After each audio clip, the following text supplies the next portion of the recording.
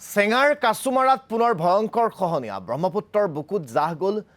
সোণেৰচালি চৰকাৰী প্ৰাথমিক বিদ্যালয় পৰীক্ষা চলি থকাৰ মাজতেই বিদ্যালয়খনৰ এটা গৃহ খহাই নিয়ে খহনীয়াই ইতিমধ্যে খহনীয়াত গৃহহীন হৈছে কেইবাটাও পৰিয়াল বিগত 2-3 বছৰত সোণেৰচালি গাঁৱত গৃহহীন হৈছে প্ৰায় 3 শতাধিক পৰিয়াল ইমানৰ পিছতো খহনীয়া প্ৰতিৰোধৰ ক্ষেত্ৰত নীৰৱ প্ৰশাসন তথা স্থানীয় বিধায়ক আশৰাফুল হুছেইন শীঘ্ৰে অঞ্চলটোত খহনীয়া প্ৰতিৰোধৰ দাবী ৰাইজৰ